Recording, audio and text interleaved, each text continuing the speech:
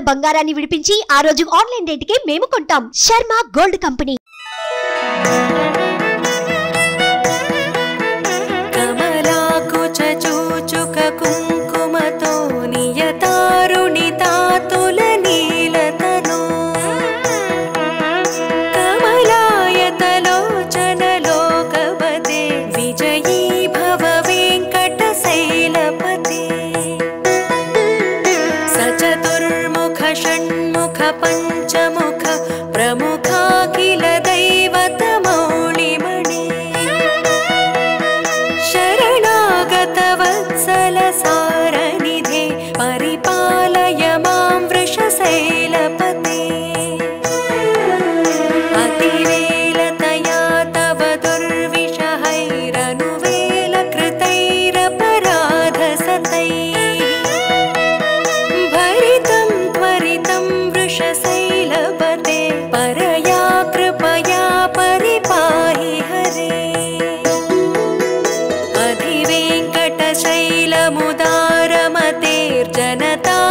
అధివేంకటశైలముదారమతేర్జనతాభిమతాధికతా నరతా పరదేవతయా గదితా నిగమై కమలాదయితాన్న పరం కలయే కలవేణురవావస గోపవధు శతకోటి వృతాత్ స్మర కోటి సమా प्रतिपल्लविकाभिमतात् सुखदात् वसुदेवसुतान्न परं कलये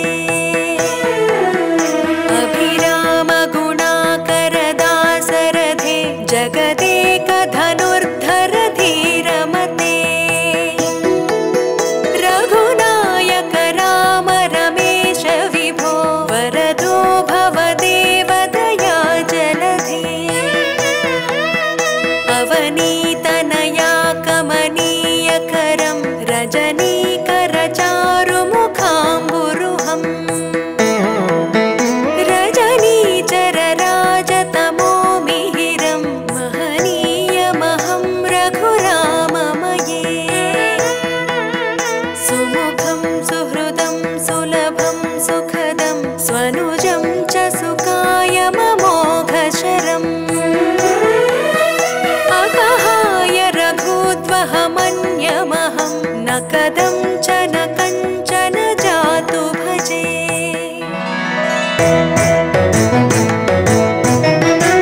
विना वेङ्कटेशं ननाथो ननाथ सदा वेङ्कटेशं स्मरामि स्मरामि हरे वेङ्कटेश प्रसीद प्रसीद प्रियं वेङ्कटेश प्रयच्छ प्रयच्छ अहं दूरतस्ते पदाम्भोजयुग्म प्रणामेच्छयागत्य सेवां करोमि सकृत्सेवया नित्यसेवाफलं त्वं प्रयच्छ प्रयच्छ प्रभो वेङ्कटेश अज्ञानिना मया दोषान् शेषान् विहितान् हरे क्षमस्वत्वं क्षमस्वत्वं शेषशैलशिखामणे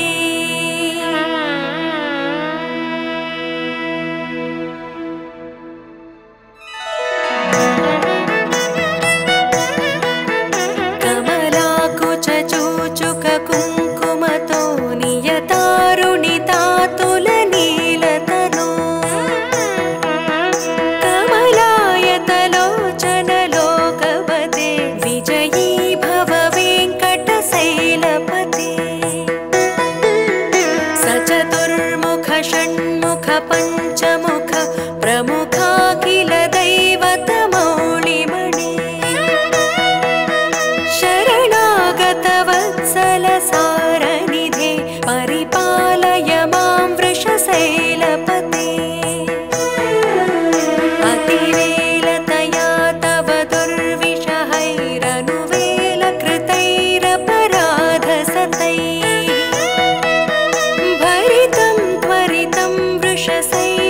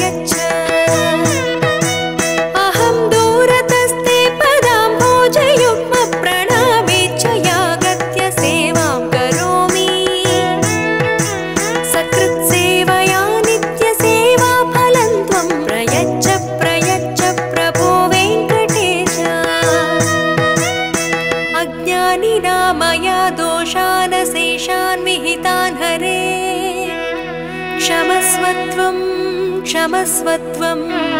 शेषशैलशिखामणे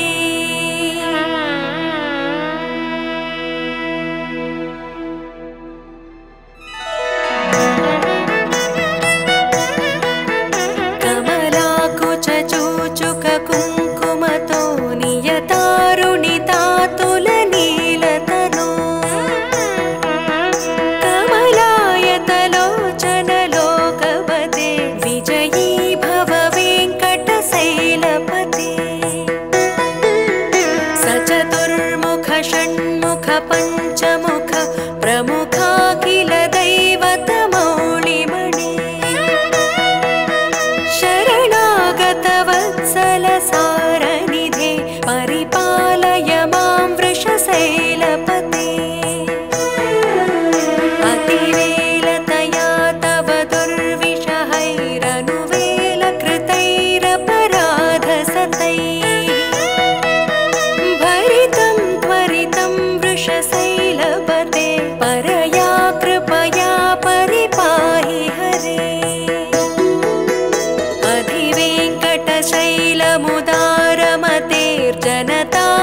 अधिवेङ्कटशैलमुदारमतेर्जनताभिमताधिकता नरता परदेवतया गदिता निगमै कमलादयितान्न परं कलये कलवेणुरवावस गोपवधू शतकोटिवृतात् स्मरकोटिसमा प्रतिपल्लविकाभिमतात् सुखदात् वसुदेवसुतान्न परं कलये अभिरामगुणाकरदासरथे जगदेकधनुर्धर धीरमते रघुनायक राम रमेश विभो वरदो भवदेवदया जलधे अवनीतनया कमनीयकरं रजनीकरचारुमुखाम्बुरुहम् रजनीचरराजतमोमिहिरं महनीयमहं रघुराममये सुमुखं सुहृदं सुलभं सुखदं स्वनुजं च सुकायममोघशरम् अकहाय रघुद्वहमन्यमहं न कदं च न कञ्चन जातु भजे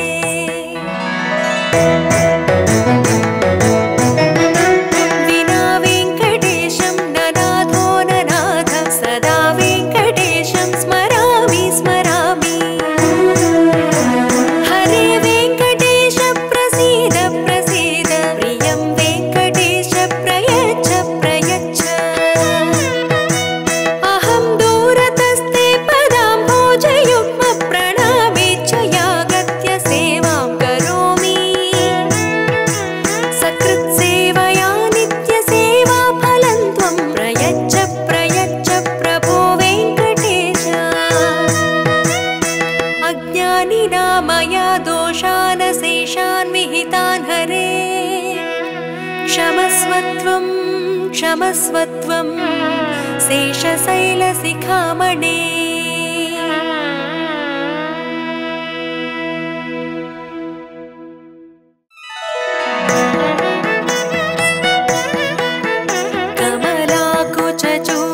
कमलाकुचूचुककुङ्कुमतो नियतारुणितातुलनीलतनो कमलाय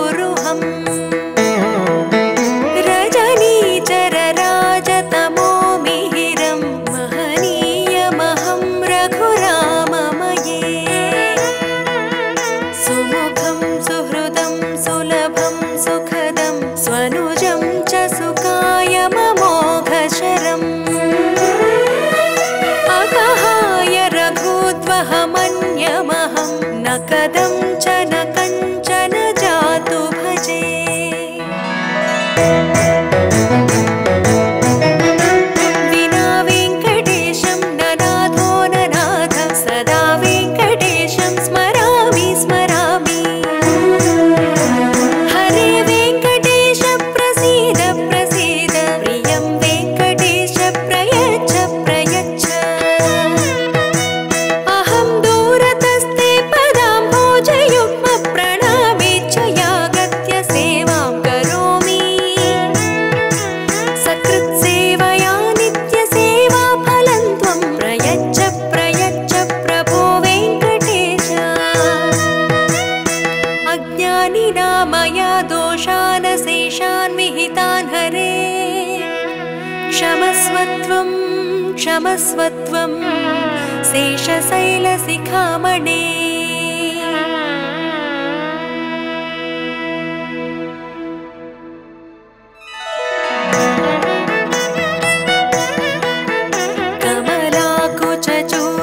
कमलाकुचूचुककुङ्कुमतो नियतारुणितातुलनीलतनो कमलायतलोचनलोकपते विजयी भव वेङ्कटशैलपते सचतुर्मुख षण्मुख पञ्चमुख प्रमुखाखिल दैवतमौलिमणे शरणागत वत्सल सारनिधे परिपालय मां वृषशैलपते अतिवेलतया तव दुर्विषहैरनुवेलकृतैरपराधसतैः भरितं त्वरितं वृषशैलपते परया कृपया परिपाहि हरे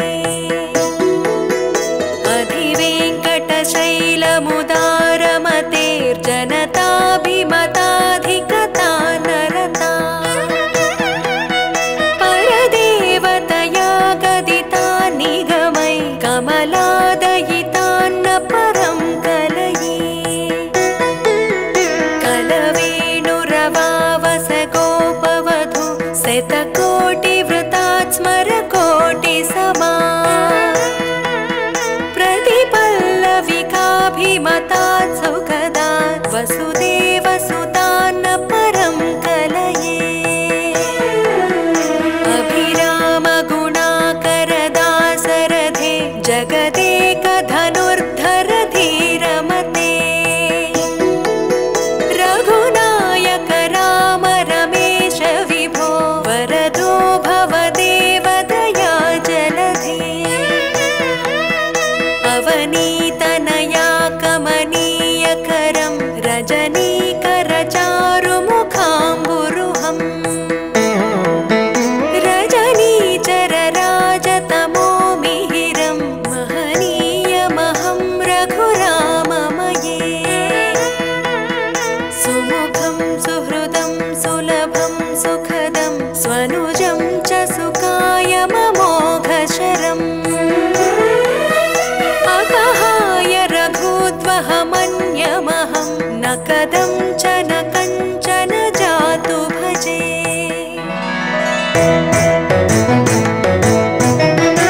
विना वेङ्कटेशं ननाथो ननाथ सदा वेङ्कटेशं स्मरामि स्मरामि हरे वेङ्कटेश प्रसीद प्रसीद प्रियं वेङ्कटेश प्रयच्छ प्रयच्छ अहं दूरतस्ते पदाम्भोजयुग्म प्रणामेच्छयागत्य सेवां करोमि सकृत्सेवया नित्यसेवा फलं त्वं प्रयच्छ प्रयच्छ प्रभो वेङ्कटेश अज्ञानिना मया दोषान् शेषान् विहितान् हरे क्षमस्वत्वं क्षमस्वत्वं शेषशैलशिखामणे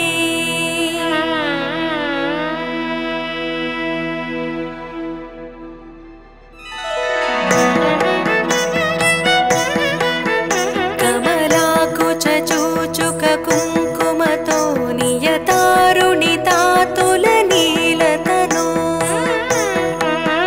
कमलाय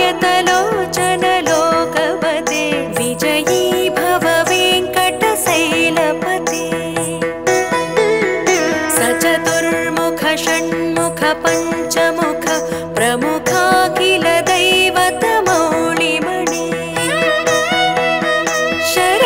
शरणागतवत्सल सारनिधे परिपालय मां वृषशैलपते अतिवेलतया तव दुर्विषहैरनुवेलकृतैरपराधसतैः भरितं त्वरितं वृषशैलपते परया कृपया परिपाहि हरे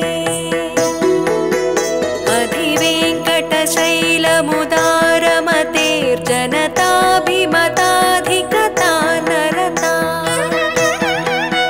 परदेवतया गदिता निगमै कमलादयितान्न परं कलये कलवेणुरवावस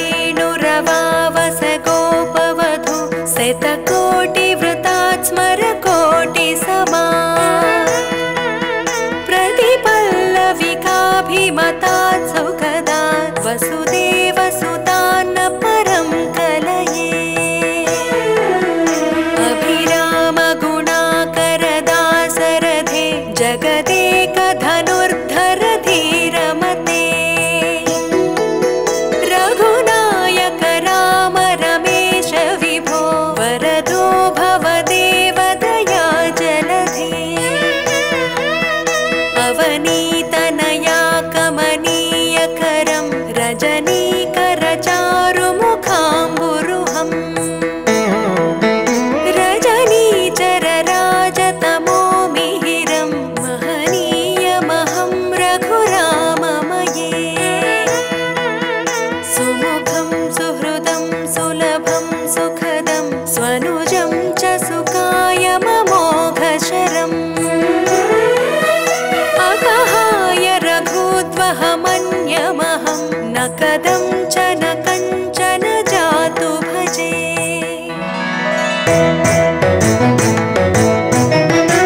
विना वेङ्कटेशं ननाथो ननाथ सदा वेङ्कटेशं स्मरामि स्मरामि हरे वेङ्कटेश प्रसीद प्रसीद प्रियं वेङ्कटेश प्रयच्छ प्रयच्छ अहं दूरतस्ते पदाम्भोजयुग्म प्रणामेच्छयागत्य सेवां करोमि सकृत्सेवया नित्यसेवाफलं त्वं प्रयच्छ प्रयच्छ प्रभो वेङ्कटेश अज्ञानिना मया दोषान् शेषान् विहितान् हरे क्षमस्वत्वं क्षमस्वत्वं शेषशैलशिखामणे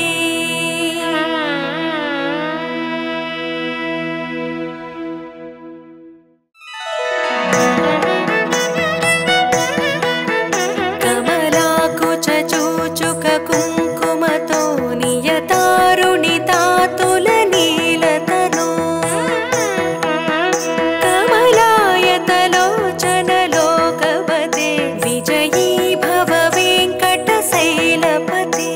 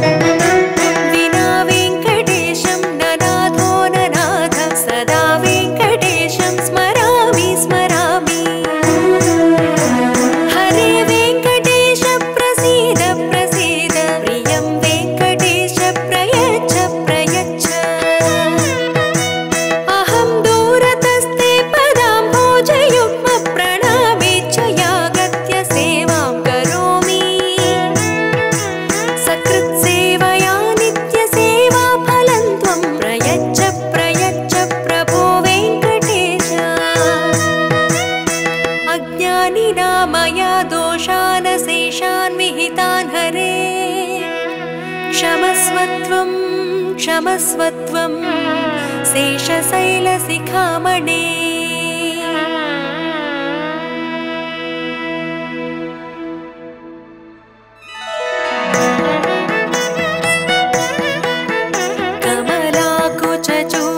कमलाकुचूचुककुङ्कुमतो नियतारुणितातुलनीलतनो कमलायतलोचनलोकपते विजयी भव वेङ्कटशैलपते सचतुर्मुख षण्मुख पञ्चमुख प्रमुखाखिल दैवतमौलिमणे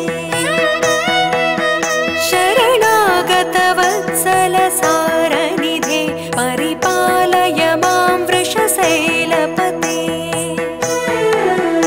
अतिवेलतया तव दुर्विषहैरनुवेलकृतैरपराधसतैः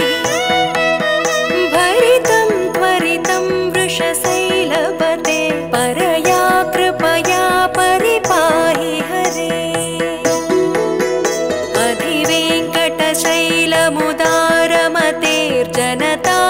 अधिवेङ्कटशैलमुदारमतेर्जनताभिमताधिकता नरता परदेवतया गदिता निगमै कमलादयितान्न परं कलये कलवेणुरवावस गोपवधू शतकोटिवृतात् स्मरकोटिसमा प्रतिपल्लविकाभिमतात् सुखदात् वसुदेवसुतान्न परं कलये अभिरामगुणाकरदासरथे जगदेकधनुर्धर धीरमते रघुनायक राम रमेश विभो वरदो भवदेवदया जलधे अवनीतनया कमनीयकरं रजनीकरचारुमुखाम्बुरुहम् रजनीचरराजतमोमिहिरं महनीयमहं रघुराममये सुमुखं सुहृदं सुलभं सुखदं स्वनुजं च सुकायममोघशरम् अकहाय रघुद्वहमन्यमहं न कदं च न कञ्चन जातु भजे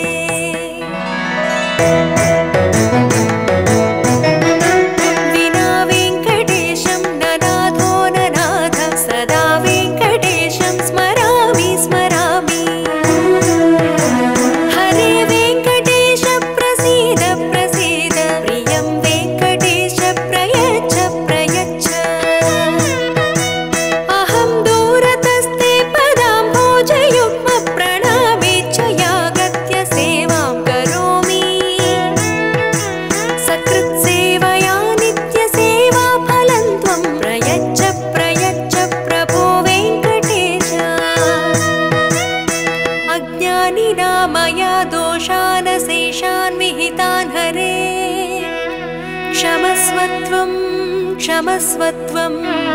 शेषशैलशिखामणे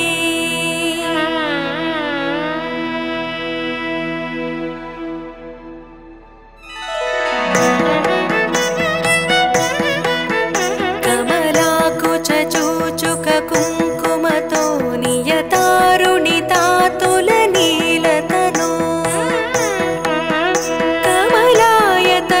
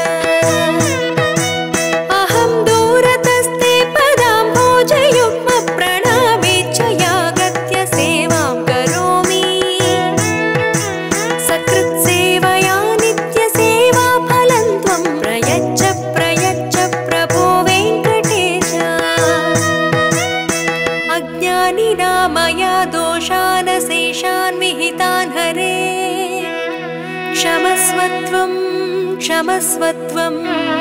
शेषशैलशिखामणे